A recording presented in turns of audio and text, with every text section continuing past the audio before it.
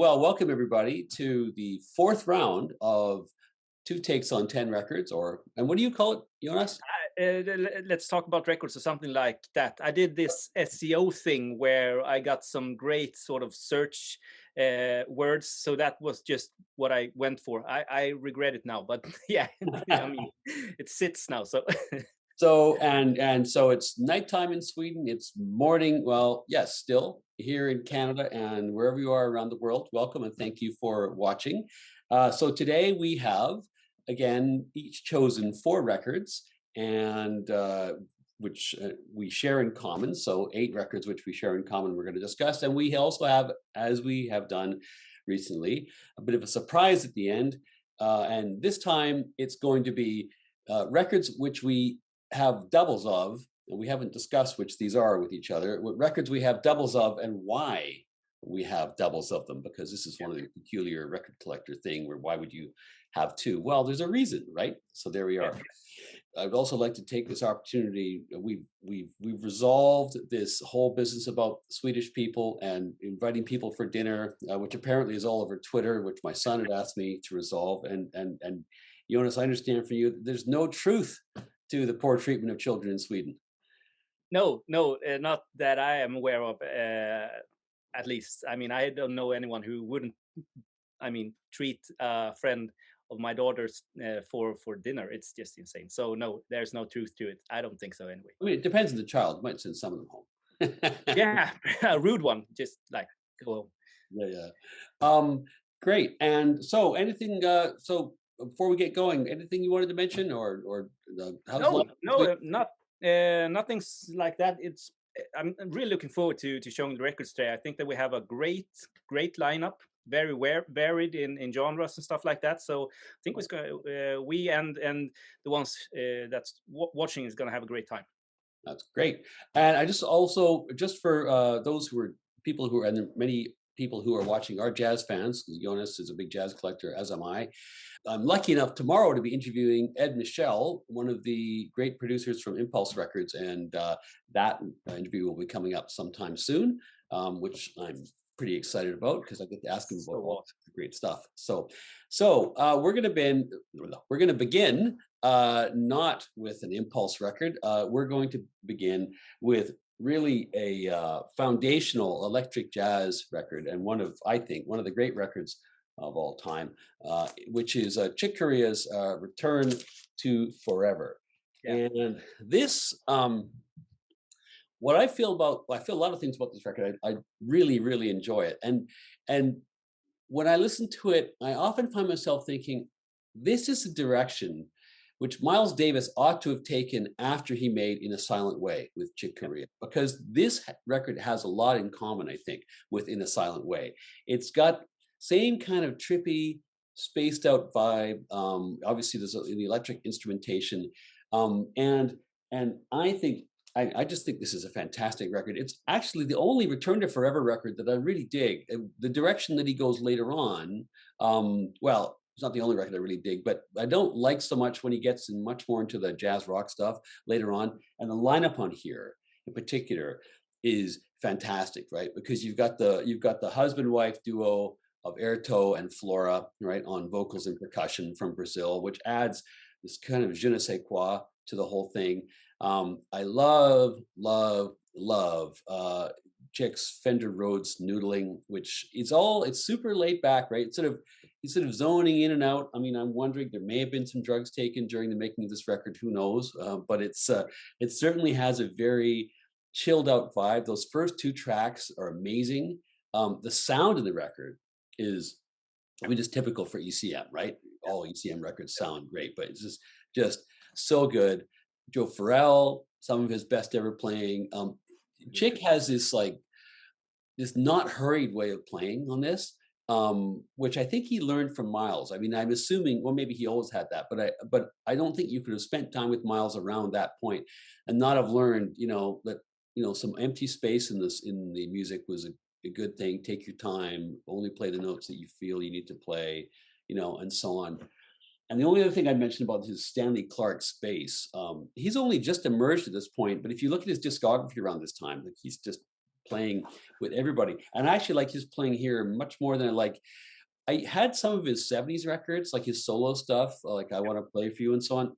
I eventually got rid of them. I just find them kind of cheesy and it's just much tighter and more interesting and funkier here, I think. Anyway, I love this record. What do you think about it? Yeah, I love it too. It's as you said, it's one of the best records that ever has been recorded in sort of the history of jazz. Um, and I love, I mean, ECM to me is a hit and miss, really. But this is, I mean, maybe top 5 of the ECM records that they released. Such a great sort of the sound that they produced are something of its own. It feels like that anyway. Very Nordic in its feel. I think that some of it was recorded in Germany, some was recorded in Norway. I think. Yeah. This I don't know about this one, but the other ECM records. So yeah, and I think you're spot on when you talk about the sort of the heritage that Corea got from Miles, because this shoots off from In a Silent Way, and it doesn't, I mean, it doesn't go where Bitches Brew goes. Maybe that Return to Forever later on tried to do something like that, but in a more sort of modern touch. And I think that, just as you said, it just falls flat when it gets too much Return to Forever. This is a masterpiece. Fantastic record. I love the last track on side one is a very MPB, like whatever popular music in Brazil, whatever the Portuguese acronym is. But it's even though it's written by Korea, it's very clearly heavily influenced by Airto's rhythms, right, which is bossa-ish, and by Flora's singing. I mean that's just not a sound that American jazz musicians are going to be able to come up with. This on their own, right? This is something that's definitely imported from Brazil, and it shows up too in that great long track in the second side. Anyway, Yeah, great record. If you don't have it, get it. It's tough to definitely. find early pressings, but and it wasn't. I think it was delayed. Its release was delayed. I read. I think for like a number Yeah, of in the years. US, it was released. I have a first German press, which Oh, was okay. released in 1972, but the US press was released in 75, if I did sort of my research correct before this. I read that. I don't understand why, really. Why would it take 3 years to put this out in the US? I don't know. With all the success that Miles have had, I mean, it's a sort of Who weird thing. knows why record labels do the things they do? You know. No, well, you're right. All right. So next up. Okay, moving on to something completely different. Even if I think that there's like the connection here might be Brian Eno, I don't know. But when I listened to Return to Forever later today, I thought that it was a little bit like parts of it was a little bit almost ambient, sort of very like I don't know. Feels like Brian Eno was influenced by that sort of that style of jazz. Either way, we're not going to talk about Brian Eno. This is David Bowie, No. but he collaborated on the Berlin sort of trilogy with Brian Eno. Not on this one, I don't think so. Anyway, but Low from 1977, if I'm not mistaken. One of my absolutely favorite albums of all time. I think this is beyond a masterpiece. Something that I don't think that even David Bowie knew what he was getting himself into.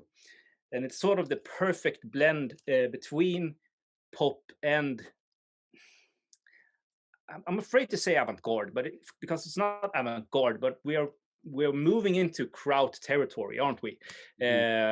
It's sort of huge influences by Neu and Kraftwerk and stuff like that. So I guess the story behind this is that David Bowie was recording and living in Los Angeles, and he went on a sort of big sort of drug habit. He was addicted to heroin, and during the time he recorded Young Americans and Station to Station, as said in an interview, he can't remember anything from the recording of Station to Station because he was drugged out all the time. So to just break free from the heroin, he moved to France with Iggy Pop and produced Iggy Pop's first solo record. Yeah. And after that, they started to record this and went on to Hansa Studio in Berlin to top it off. I mean, and it's also the start of the collaboration with Tony Visconti, I think, too. Well, Fantastic. Visconti had been on his very first record. Like Okay. he produced Space Oddity, the record, although he didn't produce the song because he hated it, strangely enough. So that's Gus Dudgeon. But then I think it's but you're right. I think he comes back into the picture here on this record. I think so. But I mean, it's so far from Space Oddity that you can come. So I guess that in a way I understand why Visconti didn't like that song if this is what he preferred. But that's the thing with David Bowie, isn't it? That he has gone through every single genre that you can think of through his career. I don't know any other artist that really did his thing all the way through, but changed and his way of looking at music entirely. I don't know anyone. Maybe Miles. Well, and he really creates two sounds, right? That all along the way too, like, or maybe three even in collaboration with Eno here, right? Because he he really is responsible for the glam rock scene, right? Amongst amongst others, but you don't have glam rock without Ziggy Stardust, right? And so on. And other albums around that time. And then what shows up here too, this is a record which, like any good football match, is a game of two halves, right? Because you got the first side, which is poppier, right? But it's still kind of, you wouldn't say this is like super commercial side one, not at all, right? Although I think there's some pretty good songs on here. Definitely, but critics hated it when it came out, or at least it like divided critics into two halves. But the second half, and the second half is like all this ambient stuff. I will confess, I'm not as keen on the second half. I mean, I like this record, but I play the first half, the first side more than the second. But what I notice about this is that the drum sound is so what Bowie was doing all the way through, either intentionally or by other people seeing what he was doing and copying him. He's creating the 1980s, right? Yeah. Because the drum sound that you get here is absolutely unlike the drum sound that you have earlier in the 70s, which drums were typically recorded much less reverby earlier in this. So if you listen to like, particularly, well, actually, whether it's like soul music, like on High Records, or if you go back further to Blue Note, right? In the jazz recordings, there's not much reverb attached to the drums. They have their own natural resonance. There is all kinds of processing which happens to the drums here, and what you get is an 80s sounding drum, which I personally don't like where that goes. One of my regularly stated complaints about music is I don't like the big wet reverby sound of music in the 80s as much. I much prefer. No, they turned it up to 11 with the sort of the reverb. Yeah. Every single drum in the 80s sounds like they are sitting and recording it in a like airplane hangar or something. It reaches its ridiculous apex on Bruce Springsteen's what was the big Born in the USA, where every drum sounds like it's, as you say, it's an aircraft hangar. But yeah, I think this is a pretty great and pretty interesting record, and it almost feels like a kind of work in progress. It's like none of the songs on the first side, they all feel a bit unfinished to me. They're good though, and then the second side, it's just like Brian just goes nuts and David just goes with it, right? And there's some, it is again largely instrumental. You hear some murmuring, in the background, right? But yeah, it's not a record you forget easily, for sure, right? And it was totally distinct in its moment too, I think. Yeah, I think so too. And I mean, we know about what was to come with David Bowie and how he acted out like an artist, but I mean, as you said, it's not a commercial sort of record. So it's in one way, if you didn't know Bowie, it's a kind of peculiar um choice to record this record. But now in hindsight, it's just super logical that he did the sort of the trilogy that he did. Anyway, I love it. It's a great one, and I also read, because the cover artwork is iconic, isn't it? And it's taken from the film The Man Who Fell to Earth. But okay. this is sort of a play on the word of low profile. Oh yeah. So that's why he's in profile, and also he's taking a step back from the sort of the it's called a limelight. So I didn't know that about the cover artwork. Very dramatic cover though. Very I dramatic. had somebody put a sticker on mine. I had to pick it off yesterday. I was so annoyed. Right. It This took me is Uncle it's the Steve's same dilemma. library sample, €1. So yeah, been Right. living with that. Okay, so now Yeah, from cocaine refugees in Europe in the mid 70s, we yeah. go to the sunny shores of Jamaica, and the soundtrack to the film "The Harder They Come," which is a compilation. It's credited to, well, it says Jimmy Cliff in. This is actually art from the movie poster, which is on the cover. So this is often commonly credited to Jimmy Cliff, but he's only got a couple songs on here, one of which repeats twice, or maybe two repeat twice. Yeah. Anyway, which is a bit odd. But anyway, this is uh, obviously a reggae record, but although it's, if you want to make sort of be very specific about it, there's some reggae on here, but there's also some rock steady on here as well, and Scott, like earlier sounds as well, because this is a compilation pulled together for the movie by the director of the movie, a guy called Perry Hensel, Okay. who, and because this was the first ever Jamaican-based feature film ever made, Okay. and it's a gangster movie, and Jimmy Cliff actually was. He was cast in it, and he felt like, there were very like a lot of biographical parallels between him and the main character, and so the songs he wrote are kind of autobiographical, like for the film and so on. But again, he just had a couple numbers for the soundtrack, so Hansel had to go and find other music to make the soundtrack, and rather than commissioning a whole bunch of new songs, he just went and picked his favorite singles from recent Jamaican history. So actually, the singles that are on here, compiled on here, are over like a 5-year period, from like Okay. from like 66 to 1971 or thereabouts. Um, Huh. and and you got a whole bunch of different stuff, right? So you've got like Rasta themed songs, like the Rivers of Babylon, right? Yeah. Which is heavily sort of Rasta lyrics. You've got a couple songs by Toots and the Maytals, which Mm. are just incredible, like Sweet and Dandy, which is fantastic, and Pressure Drop. I don't even know what the lyrics are about for Pressure Drop, but it's just one of my favorite ever tunes. Okay. Another one which is just great on here is Draw Your Brakes by Scotty, which is actually there was a Jamaican thing in the early mid 70s of DJs, but DJs would actually chant over top of an existing single. And so this is Oh, actually the single "Stop That Train" by Keith and Tex, with Scotty basically rapping over top of it.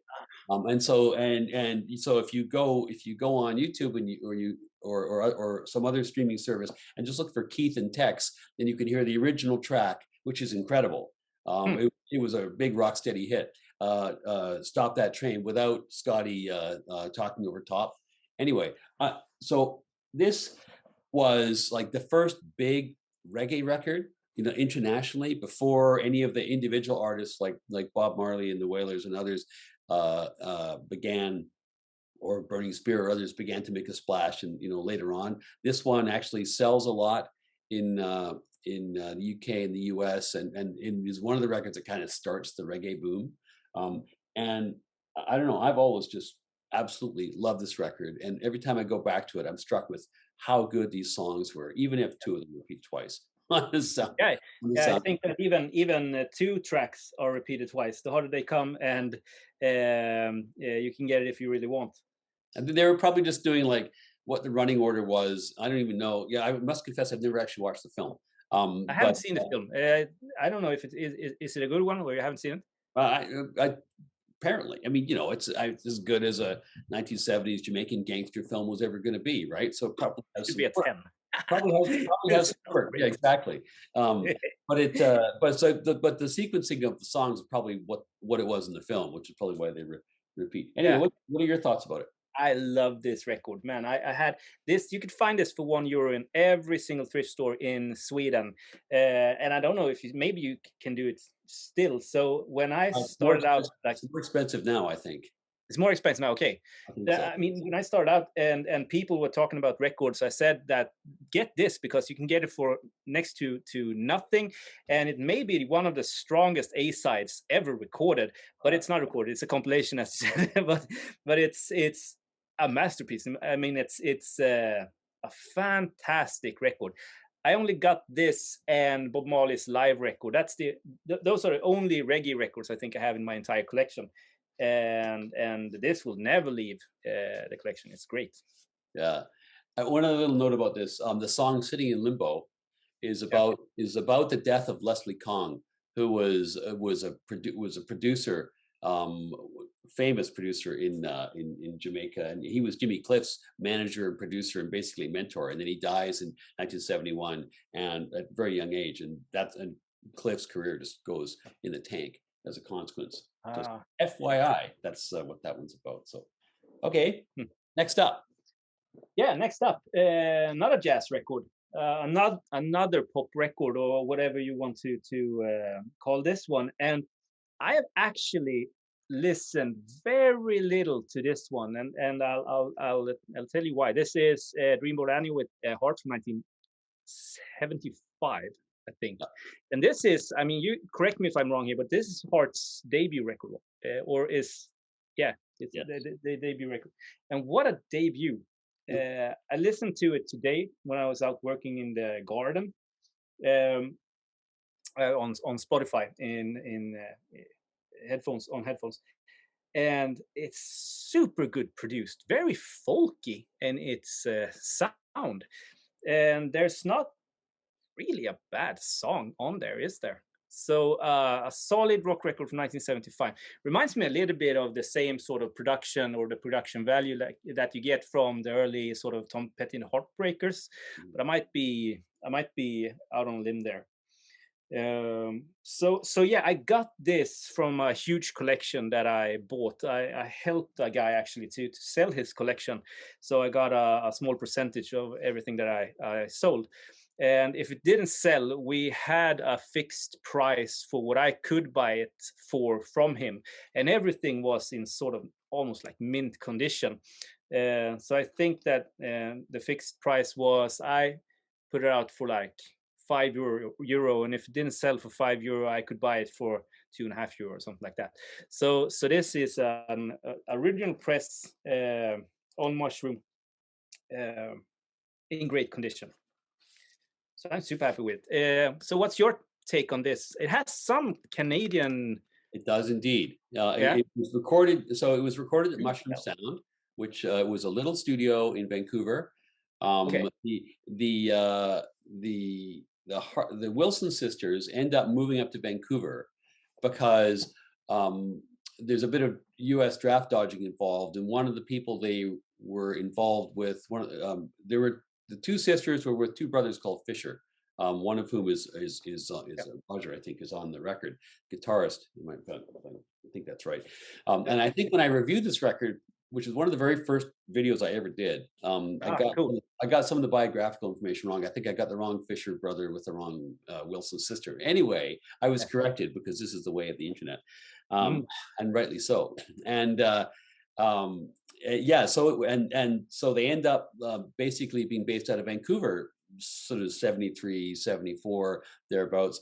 They eventually fell out with Mushroom Records because this photo shoot, with various sort of versions of them with the Wilson sisters not looking like they're wearing very much, and they eventually do. The record company does for their next record does a newspaper advertisement with the same kind of look, with them looking like they're not wearing clothes.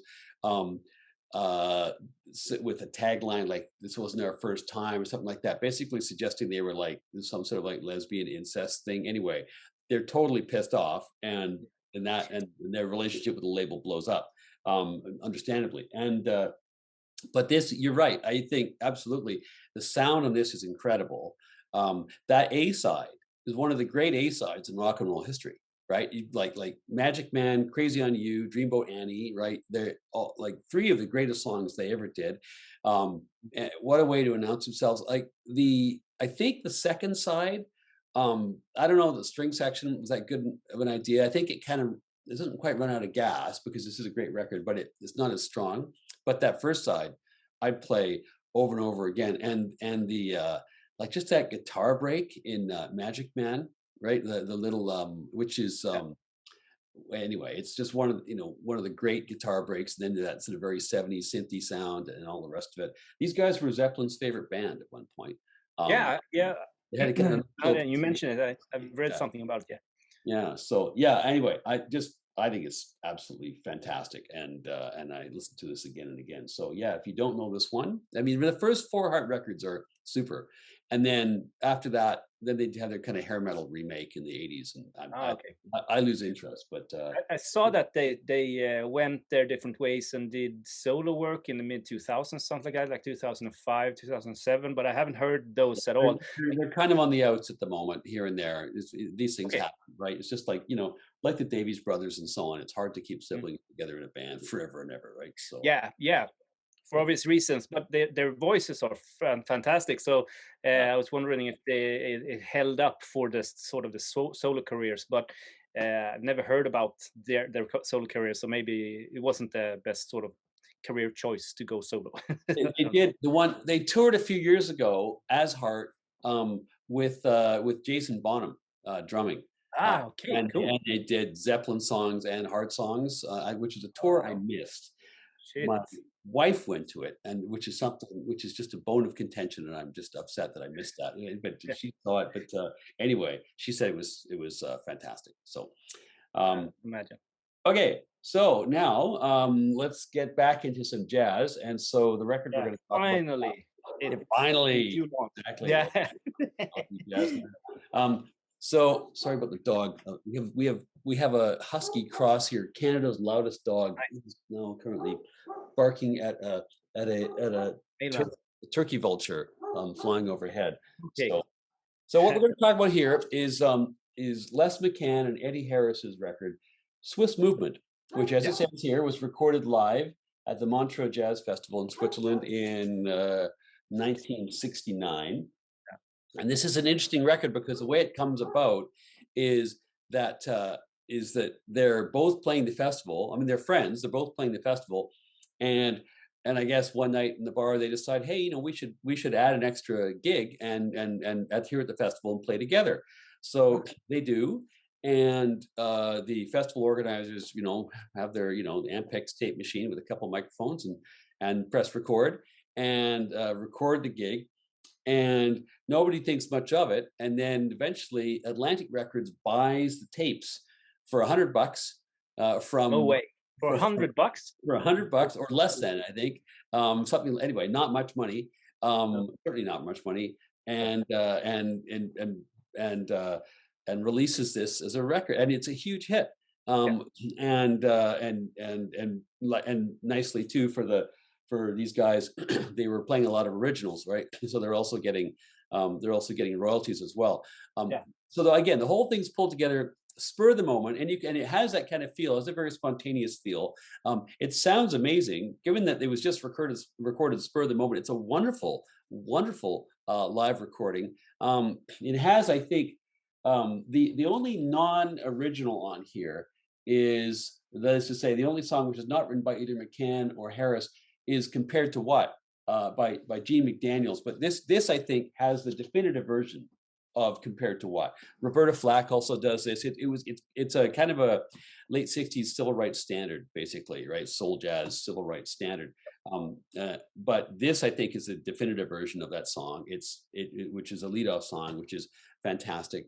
They also have this guy Benny Bailey, who I don't know much more about. Apparently, it says somewhere in the liner notes or somewhere he was living in Europe at the time. He's an American guy. Yep. Plays I some. think he did one record in Sweden actually that is sort of hard to find with Yeah. Swedish musicians. But I mean, he plays some smoking trumpet on this. It's so good. And Harris, of course, the electrifying Eddie Harris, like, is great. Is on the last track of side one, Kathleen's theme. His sax solo there is remarkable, and then the whole second side swings so hard with that gospel-y sounding track, which was you got it in your soulness, and then there's a very driving hard bop track, which is the second part of the side. Anyway, the whole record just swings. It is great. It's just a lot of spontaneous energy to it. So I love it. Yeah, me too, definitely. And it's not a expensive record to get nowadays too. So maybe a little bit of a cheap heat if you want to sort of label it. You can get it for $10. Collecting wise. Yeah, probably about 10. But I think it's a great one. I also read somewhere that on G. McDaniel's Outlaw record, which I think came in 71 or 72, that he thanks Les McCann, and I don't know if he does one of his songs on there too, but and that's also on Atlantic. So I don't know if he had some, like, maybe the song on here financed that. I have no idea. I'm just theorizing now, but Because that was he must have made some decent money off it. yeah, it feels like that anyway. Like, and so I guess that a year or two afterwards, when he started to make Outlaw, and then he did the Headless Heroes of the Apocalypse, which is a fantastic record, both on Atlantic, both equally good, I should say. I mean, maybe it has something to do with this one. I don't know, but this is magnificent, and as you say, it sounds good. It's tight. The musicians are tight, so I could never in my world guess that this wasn't planned way beforehand. So that was a cool info. So yeah, great one. All right. Okay, next up. Next up, we have, and this is going to be maybe sort of controversial, because this is a record I don't like, and it's falling out of the sleeve. This is Johnny Cash at San Quentin. I think this was released in 1969. Maybe I have that wrong. I don't know. No, 69. And it's part of the sort of the prison records that he did from maybe 68 to 76 or something like that. This is the only reason I have this in my collection, because I don't think that this is a good record, but that also is, I don't really listen that much to Johnny Cash, because I think that most of it sounds the same. Like, every song just sounds the same. I'm sorry, but I think it does. I mean, if you're a great fan, we may get some hate mail for this now. I will get some hate mail. I guess so, but I don't care. I mean, it's just opinions, really. I'm kidding. And everyone is entitled to their opinion. The stuff he did with the sort of going to the prisons to do performance, it's market-wise, it's a great thing to like add to the sort of the bad boy kind of vibe that he already had. Mm-hmm. But it's good recorded, famous songs. I don't know what to say, really. This is my dad's copy. My dad was, or is, a pretty big Johnny Cash fan. So when I got his records, this was in there. That's the only reason why I keep this, because every time I've looked through my Johnny Cash collection and those records come up, I don't have the stomach to or the heart to really sell them.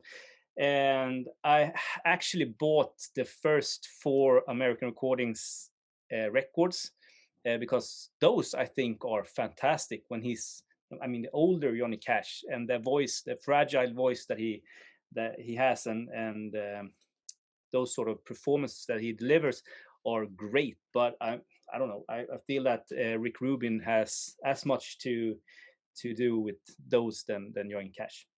So that's my opinion. He did a record at Öståker in Sweden. So of the 4 records that he released on LP, I think that one from 1973 or 74 or something like that is from the penitentiary here in Sweden called Öståker. Oh, really? That's not a good record. Yeah, I didn't know he did a Swedish prison record. So yeah, he did. But that just, no one bought that because he's not playing any of his sort of famous tunes. right.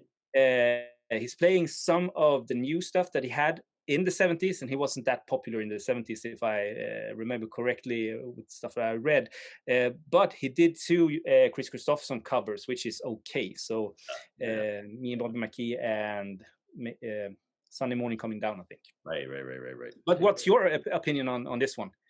Yeah, I mean, I'm of 2 minds about Johnny Cash too. You know, like I do enjoy his stuff, but I dip into it. I don't often like a whole record of Johnny Cash, but I do love listening to a song here and there, right?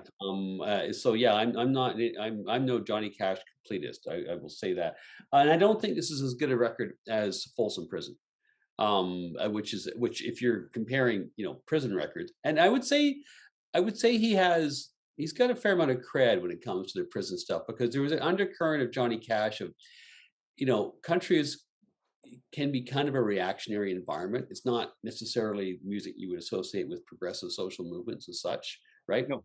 In general, but there are obviously some exceptions, and Cash is one of those exceptions. And if you look at around the same time, he's got a TV series. And the kinds of people that he's showing on his TV series were kind of, you can argue he's trying to broaden the minds of his country audience, you know, a little bit too. So, and I'm not saying everyone listens to country as closed minds, just to be clear, but clearly, you know, I think he's going to these prisons not just to sell records. I think he's going because he genuinely feels there are a lot of people in the American justice system who get put in jail who don't deserve to be in jail, because it's harsh and cruel system, as we know, right?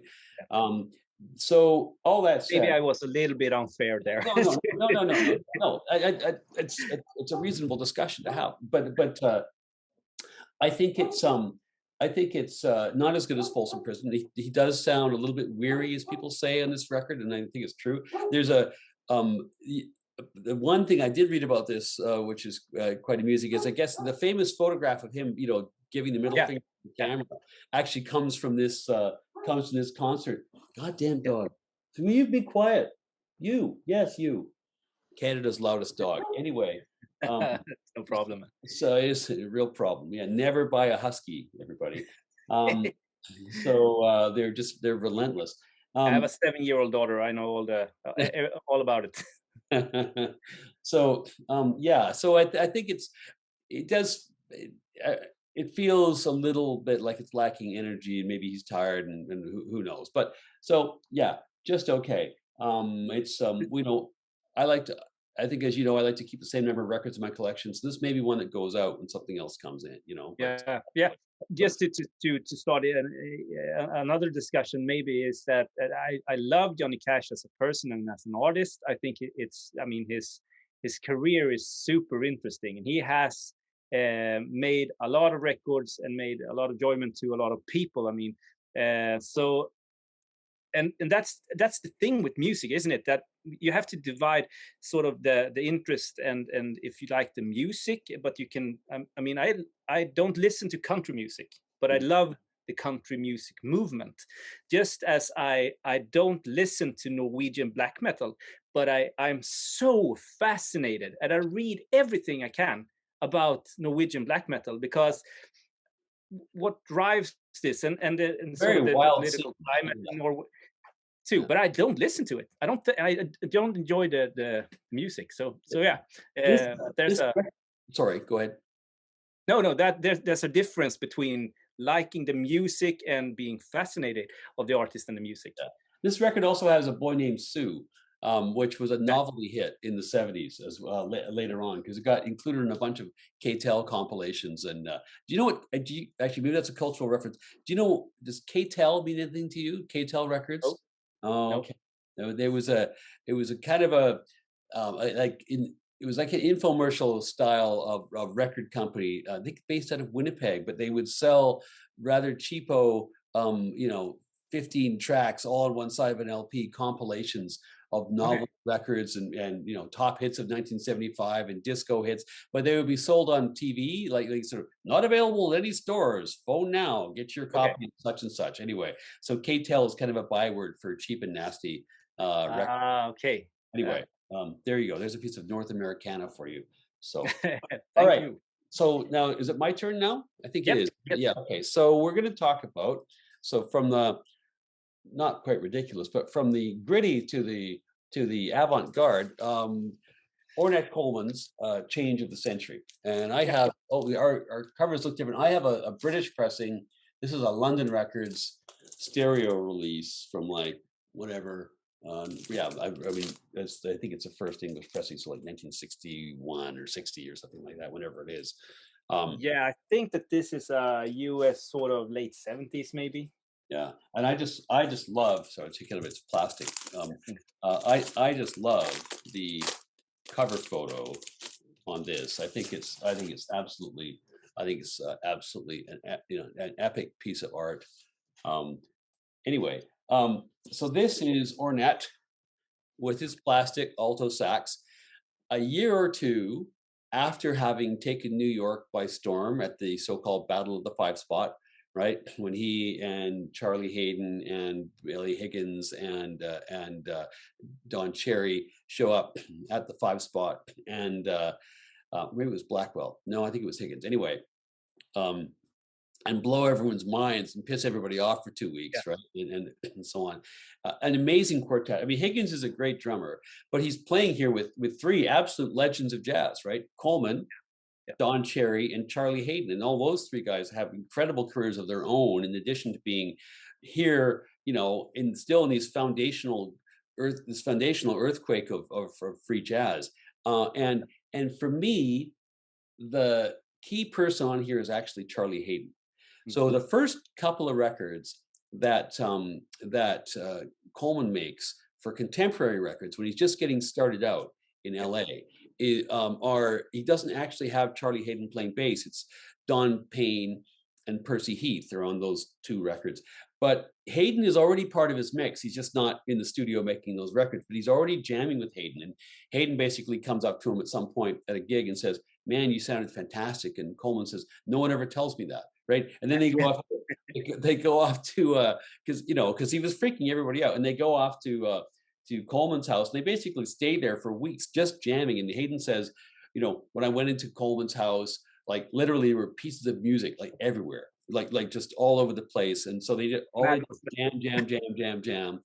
And what's happening here, what Hayden says about this record, which is I happen to know this stuff because I'm about to do Hayden's record Closeness, so I've on my channel, so I've been reading up about it. But what Hayden says about this record is that this is the record where Coleman finally really abandons having any changes at all written down on the charts for his musicians. Okay. You just play, and what Hayden would basically, Coleman and Cherry would both just play without reference to any chord changes or sequence or any kind, notation. And what Hayden would do, because Hayden grew up as playing country music. He had a family band, the Hayden family, in somewhere in the Midwest, and they basically were on TV and radio and stuff and playing country music. And he was the bass player for his family, and he sang and stuff too. And Mm. and so he had this country and blues background, and so he would just listen for whatever sort of root note he felt Coleman was using at the time.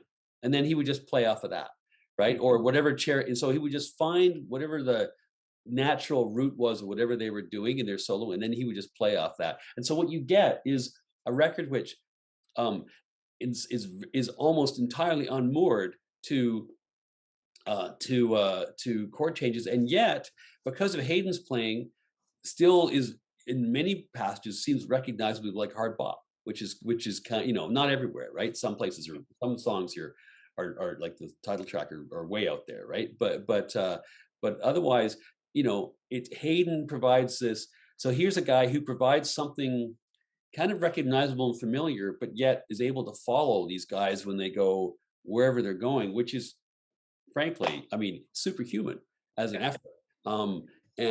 So I think it sounds fantastic. You wouldn't necessarily call it a super accessible record, but if you're willing to give Coleman a shot, this is one of his very, very best early ones. Technically, like Coleman and Cherry and their sort of joint side by side riffing they do, a lot of it is incredible. So yeah, very enjoyable, super interesting record musically as well. Anyway, that's my thoughts on that. So what do you think? Yeah, it's I agree, totally agree. And I listened to this today because I couldn't really remember, because the only Ornette Coleman record that I really know by heart is The Shape of Just to Come, obviously, like everyone else. But I think that the first records there around Shape of Just to Come is all fantastic. Every time I put them on, I don't know why I often play The Shape of Just to Come. This is up, like, maybe even more interesting than The Shape of Just to Come, because you know that by now. But this is it surprises me a little bit more when I play it. It's great, and I read that The Shape of Just Come was recorded in March 1959 and released in November 1959. This was recorded in October 1959. So this is recorded before Shape of Just Come was released, and that record, I mean, changed jazz. But maybe I'm wrong here. Well, I don't know. Well, no, you may be right. I mean, certainly it had to have been recorded after Hayden had joined the band, right? Yeah, yeah, And he only really starts to appear with the band when they moved to New York, But they moved to New York in the fall of '59, so maybe it's recorded exactly around then. Anyway, yeah. Maybe I read about the wrong record. Maybe you shouldn't take me well, on my words there, but it's around that time, right? It's around that yeah, time. definitely. And I think release-wise, isn't this the record that came after The Shape of Jazz to Come in chronological order? It may So well be. I don't I quite mean, remember. like a follow-up to that sort of iconic record, and I mean, it had Shape of Jazz to Come must have made a huge mark on music right from the get-go. So following that up had to be a humongous task. But Jazz World was so parochial, right? Like he was recording out in LA, right? As far as all the big East Coast labels and people were concerned, the stuff in LA was like cool jazz, West Coast jazz. It was all those white guys out there doing that stuff. They didn't pay that much attention. They go out there and gig, but that was basically it. But it was so when these guys come to New York and play in Greenwich Village, right? yeah, That's when everyone starts to notice. So those first two records of contemporary didn't get noticed much in like downbeat and stuff like that. It's when he arrives with Hayden in New York. Anyway, but for me it's like the difference between when Hayden joins the band. I think he then goes to another level because he is yeah. just so good and just a remarkable performer. Yeah, definitely. And what a career he had. I almost saw Ornette Coleman in concert. We went to it was a festival, and we went to the festival. We had tickets and everything, and we was just going to go inside, and they announced that he was sick, so he couldn't perform. So I think that we managed to sell our tickets outside because there were a lot of bands playing. And I never got the opportunity to see him again, and now he died a few years ago, I think. So that was a shame. I don't know how he performed in his later sort of days, but would be cool to have seen Yeah, him I perform. agree. Alrighty, next Yeah, up. my like sort of the last one of the Ordinary records, and this is a favorite. of mine, and I just started to get into Horace Silver. I have sort of discovered Horace Silver maybe a little bit this year. I have heard this and some records with him before, but didn't really take notice. But now, since the sort of the Blue Note classics reissues and stuff like that, putting out Six Pieces of Silver, and I got a original press of Blowing the Blues Away, so I've sort of uh, made myself get into his catalog a little bit. But this is what a record, Yeah. man. 1965, I think this was recorded. I have a French 1982 reissue of this, which I think sounds pretty good actually. These sort of Pate Marconi, they are cheap. Yeah. I think they are cheaper than buying a new reissue of the sort of 75th anniversary or something like that, but they sound better in my opinion. Yeah. So yeah, so, I have a very strange one. This one is yeah, what's that? this is like it's off a very weird label, Jazz Heritage. It's like 1984. I think it's that sort of time when everybody decided jazz was basically a museum piece, right? And so this is like so this was some weird label that did sort of archival releases of what were presumed at that point to be long dead and buried, musical things for kind of, for sort of to put in your university recording library kind of thing. So yeah, it's just incredibly cheap looking black and white. I keep meaning to replace it, but I never have because the sound is actually quite good on this record. Okay. But Yeah, but it feels like they did a black and white just to add to the sort of the museum piece-ness of it. I didn't know. I think they've only subtracted. Anyway, sorry, I interrupted you. Go on with your No, discussion. no, no. I think I'm done there because I don't know that much about Horace Silver. I think that the year, like last year, was the year of Monk for me, and Right. maybe this year is going to be the year of uh, the Horace. Maybe I don't know, but I feel like I'm digging into his catalog, and I feel like I'm on the verge of getting like sort of autobiography or something like that with him or about him. Um, He's an because I amazing artist, right? Like, excuse me. Here we go. I can edit that out. He- he's an amazing artist. He is. I mean, first of all, he's part of the original Jazz Messengers, right? Before Blakey ends up taking it over. And he leaves because he doesn't like the whole heroin scene because he's a pretty clean living guy, very solid guy actually. Horace Silver, always treated his band members well liked as a in the community, and then of course he puts out a series of phenomenal, very bluesy oriented becoming ultimately soul jazz stuff on Blue Note, right? So a lot of great Blue Notes, yeah, and his in the 60s, right? And then his 70s. Now this to me is where I'm going now with Horace Silver, because his 70s output is a whole it's very funky. It's quite exploratory. There's a have you heard United States of Mind, that record from like 1970, 71?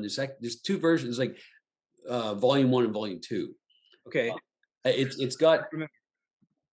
Andy Bay, the singer, on it. Okay, So Gary Bartz had this project, Harlem Bush Music, which is great, and Andy Bay is a singer on that. But he also guests with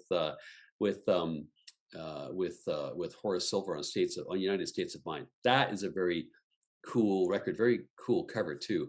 okay, But this record, so I mean, really, it's one of the great hard bop Blue Note releases, right? yeah, It's like if you yeah, were going to say you can only take 10 Blue Notes with you, right? This would be one. I think this would be one of the 10. And it is so accessible. It's also very much, you can tell he's writing the theme, because the first 4 tracks he's got a kind of this is a music nerd thing, but it's kind of a 1/5 sort of bass motif that he's using, that yeah, but that motif reappears in different ways, yep, and so slightly different versions of that through the first 4 tracks. So there's a really sense of sort of compositional unity through this record as well. And it's but it's also one of the last big hits for Blue Note, right? Because after this, they start to go, as Wolf and Lion start to exit the scene for one reason or another. Mm. um, they kind of lose their way in terms of the classic hard bop sound that Yeah. starts to disappear. So this is one of the last great hurrahs of the Blue Note sound. But yeah, it's frankly a record that should be in everybody's jazz collection. I Yeah, I agree. uh, Agree. and you can play it for anybody if they don't like jazz because it's that accessible, Yeah. that good, that rhythmic. It's I think it's just super. I So actually played it in the car today, and even my wife, who's not a she's a jazz fan, but she's not like she doesn't read up on jazz, and even she said like even I know about this he song. doesn't read up on jazz. What's wrong with her? Yeah, I don't know, man. I'm trying to teach her, but yeah, Yeah, she yeah. doesn't listen. Okay, so now So yeah, we're at our surprises now, aren't we? So yeah. whose turn is it? My turn or your turn? Is it my turn? Let's say it's your turn because I did song for my father. So Okay, so again, the idea here was because we were both collectors and vinyl nerds. So I knew that I had some records I had doubles of, and I knew yeah, why I had doubles of those records, and I figured you would have as well. And sure enough, you do. Okay, so this is the record I have. And we both decided to cheat and do two. So yeah, yeah, exactly. we have a Perfect. bonus round today. So my record, of which I have two, is AC/DC's Power It. Oh, And shit. the reason I have two versions of this is actually there's a reason for that. And so if you can see, but whoops, hang on, get my fingers out of the way. So the track listing is different. There is so just to be clear, so this is the original UK/European release, which was rushed Okay. out in time for a tour because they were struggling a bit still as a band at this point, and they had not really become what they would become in the public imagination. They were still trying to get a niche. They'd been fired from another tour, I forget with whom, but things weren't going that well.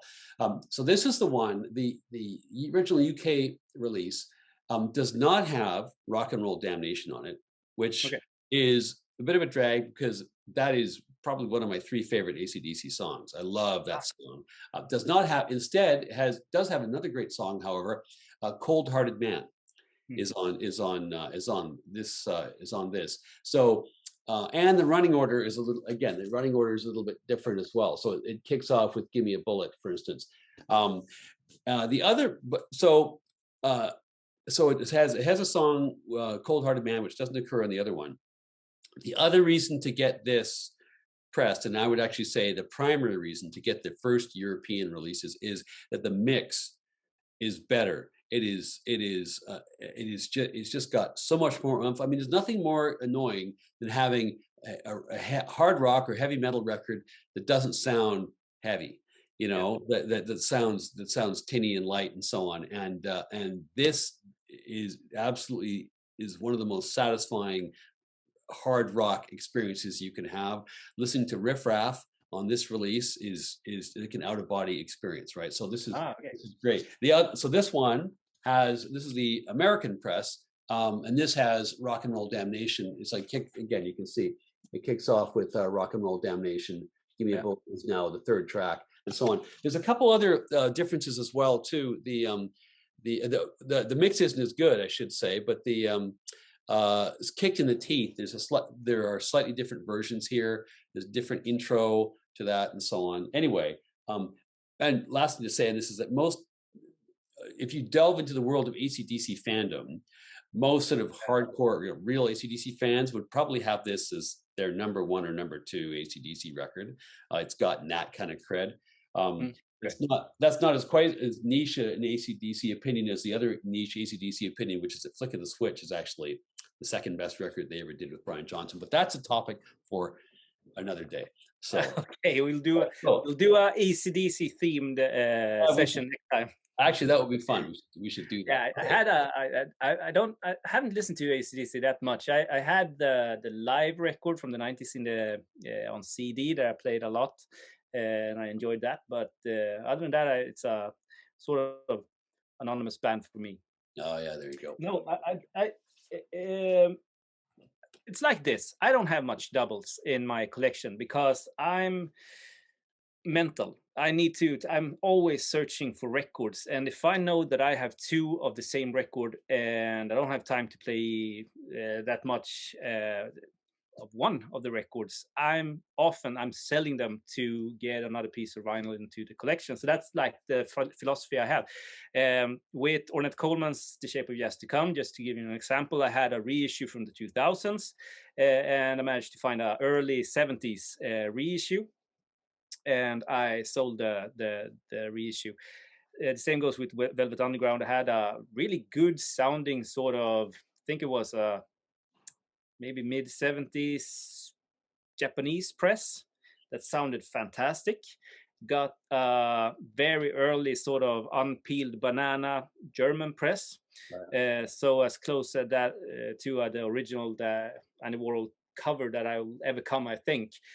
So one could say or would say maybe that I should keep the Japanese just to listen to, and I mean the other one just to have, but I'm not that sort of collector. So I sold the Japanese one so I could get another record in my collection. But there's some that I've kept, and often it's the reason is because it adds something more to the original record, and this is one of them. So this is a original first US press in fantastic condition of A Love Supreme, that I got some years ago. One of my prized possessions in my collection, and before that I bought this. This is A Love Supreme, the complete masters 3 LP set. So here you get the entire sort of sessions with 6 sides, and these have the Rashid Ali sessions that he did. Yeah. Rashid Ali and Archie Shepp too, right? Archie Shepp, yeah. Which is fantastic. And I have dabbled if I should sell this just to get some money for what I gave for this, you know, the deal. But always when I have my sort of my purges from purging the collection and selling stuff, picking stuff out, and like when I come to this, I just like, nope, this doesn't leave the Because even Train was, you know, even in the liner notes to the original release, he's basically apologetic, you know, about the great work those other guys did and couldn't be released, you know, and it didn't make the final cut. Why they didn't release a double album? Why? I guess it was, yeah, well, I can understand why. It's a concept piece, really, right? And it was just, you know, had to be those 4 tracks. But and I mean, they are playing their heart out. The sort of the original quartet, is it? So it's like 2 records really on this. It feels like that anyway, and the sound quality is fantastic also. So that's why I have doubles of A Love Supreme. Well, no, I get that. Well, that's, I mean, and really, so there's a theme here for both of us. I don't give a damn about this cover or that cover. It's about the music. If there's a musical reason to have a double, and that's my rationale for my next one as well, which is that so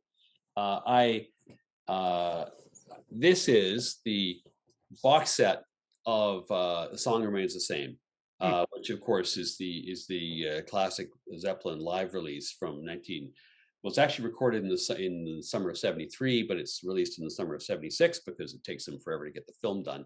And because they didn't get enough footage, so they had to go back and shoot some footage in a soundstage. If you watch the film, half of it is actually shot in a soundstage, trying to look like Madison Square Garden. They do a fair job of it, but anyway. But you can tell because John Paul Jones is wearing different clothes and has different hair, supposedly at different points.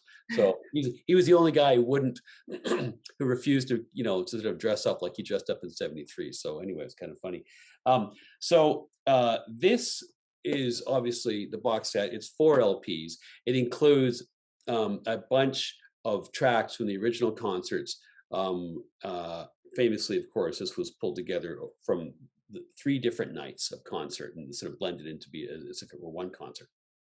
So this has got a bunch of other tracks that were not on the original release. and which is great. So I had the original release, and then this became my go-to one, and it sounds pretty darn good.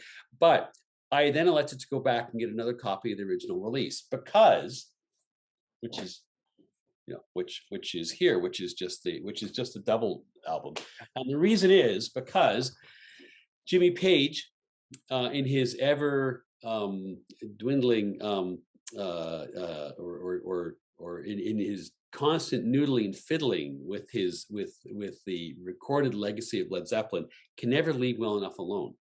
Okay. And for me, having listened to, I actually have all 300 some whatever Zeppelin bootlegs of all their concerts, like on digital. Like I've got literally hundreds and hundreds and hundreds of thousands of hours of Zeppelin on digital, and I've listened to most of it, which was a journey. But I'm a huge fan of the different versions of Dazed and Confused, because they would do all these medleys, and it would always change. It would always be a bit different, which was kind of interesting.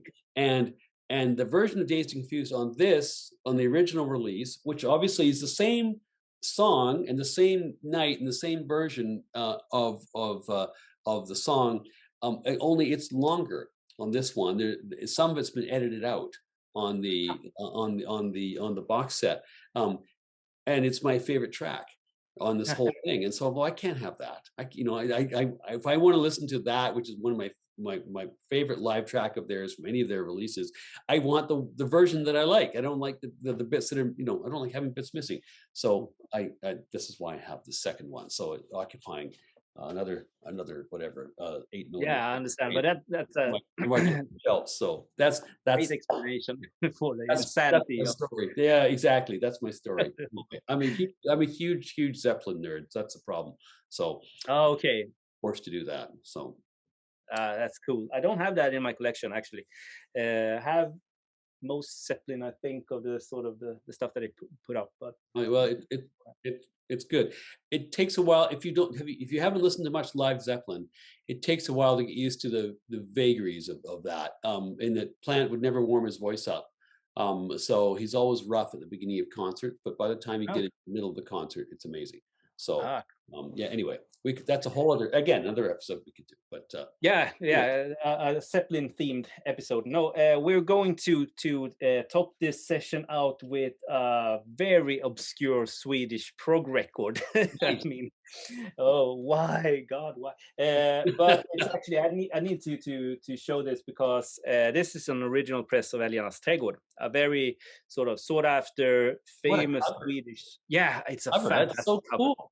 Yeah. What is the image exactly? Is it art? Is it drawn art, or is it a photograph? Or? I think so. I'll show you the double, because that's without ring wear and stuff like that.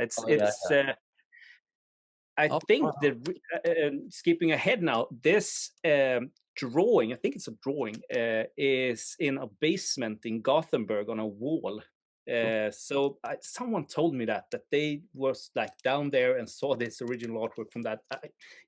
Älgarnas trädgård is, I mean, Älgarnas trädgård and Anna själv tredje, another record, is the closest we get to krautrock here in Sweden, in my opinion. This is a little bit more cosmic, but as I said, sought after Swedish prog record. When's a lot of psych nerds are looking for this one, the original on Silence Records. When was it released? When was it released? 1971, I think.